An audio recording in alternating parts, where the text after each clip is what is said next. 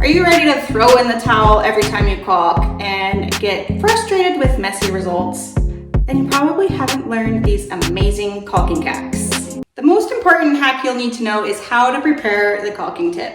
All brands of caulk will be a little bit different. The viscosity may even be more on the dry side and sticky to work with, or feel a little bit too wet. That being said, as a general rule of thumb, the smaller the opening you cut, the better. If you find the particular brand you're working with is a little on the dry side, you may need to cut the hole a little bigger, but it's best to start with a small hole and go from there. The angle you cut the tip is just as important as how large the opening is cut. Generally, there are small lines on the edge of the tip to help guide your cuts anywhere from 1/8 to 1/4 of an inch. So the most important thing is knowing how to cut the tip of the caulk tube. There is a cutter tool in here on your gun, which is right there. I don't love using this method, and I will show you why.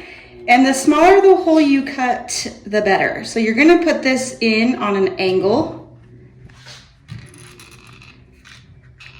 and then just squeeze it.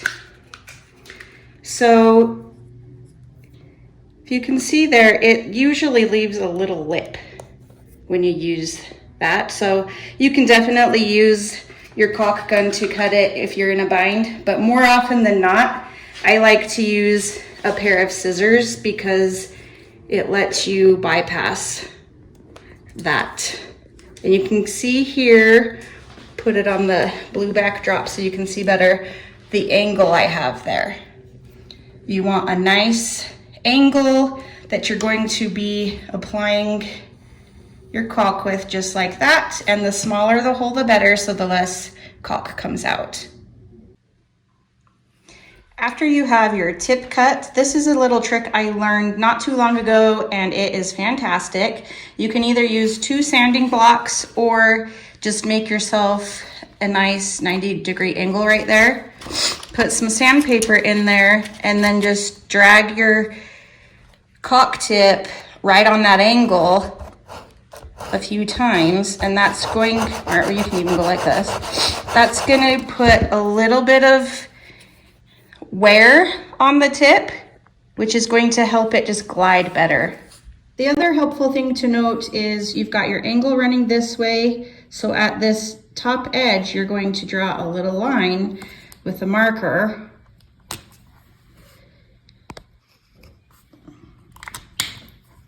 Then when you're in the middle of caulking and you need to rotate the gun for a different angle, you can look at that line and just spin it really quick, and that just gives you a little point of reference to see where you need the gun to be facing. The last thing you'll want to do is actually poke a hole in the tip of the caulk. So pull out this part of the tube, stick it in there.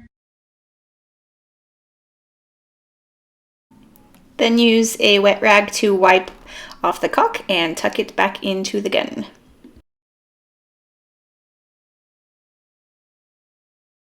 Not all caulking guns are created equally, and I speak from experience when I say don't buy the cheapest gun out there. Yes, you can buy them at the dollar store, don't do it. Spend a couple more dollars to get a quality gun that will help you get flawless results. And when I say a few more dollars, you can get a quality gun for only $10 to $15 instead of $3. You'll have a much better application experience and get better results. Now there are dripless caulk guns out there, which would actually be super nice. I just have your basic gun, so I don't use those. But if you don't get one like that, then you have that potential of having oozing caulk coming out as soon as you let go of the trigger, because it's that built up pressure in there just lets that caulk keep running out. Then when you go to start on another area, your tip is going to be messy, and you're going to be starting with messy results to begin with.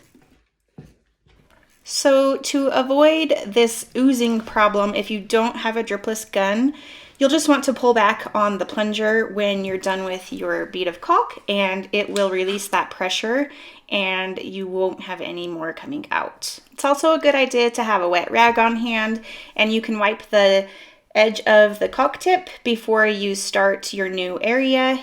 with a nice clean tip. After you run your bead of caulk, you can wet your finger in the rag as well and just smooth out that bead with your finger for that nice professional result. Now let's combine all we've talked about and use that to our advantage when it comes to application technique. This is a good example of the typical application. It appears to have gone on smoothly, but you can spend more time cleaning the mess after smoothing the bead down.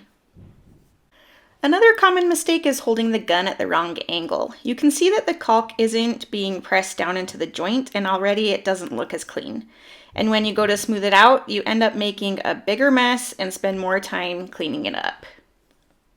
And lastly, it's really easy to have problems with the flow rate, which is why I suggest starting with a small opening at the tip. If the opening is too large or you're applying too much pressure while squeezing the trigger, way too much caulk is going to come out and you're going to start with a huge mess and you'll be wasting a ton of product. So I've saved my all-time favorite hack for the last. You've already seen me using this hack in this video. Using a small opening on the tip, a light pressure while pulling the trigger, and smoothing out as you apply the caulk has been a total game changer for me. By placing your finger on the very tip of the caulk tube, you can smooth out the caulk right as you're applying. This not only starts you off with a clean finish, but there's really not much mess to clean up as a result. After you've applied a bead of caulk over an area, you'll just simply wet your finger on a damp rag and smooth out the joint, and you'll have that professional caulked finish.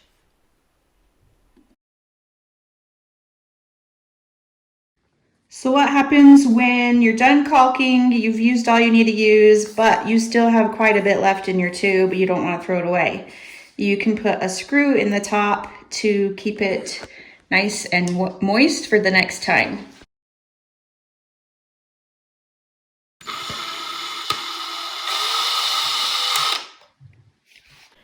Now it'll be sealed off, preventing any air from getting in, and it will be ready to go the next time. One thing to note though is the screw will likely make the opening a little larger, so when you go to use it the next time, start with a light pressure on the trigger as more caulk is likely to come out. Okay, to recap these hacks, you'll want to prepare your caulking tip, and second, you'll want to use a good quality caulk gun. Third hack is to practice your application technique. And if you do these things, you will be caulking like a pro in no time. Thanks so much for watching. Hit that subscribe button for new DIY videos each week, and we'll see you in the next one.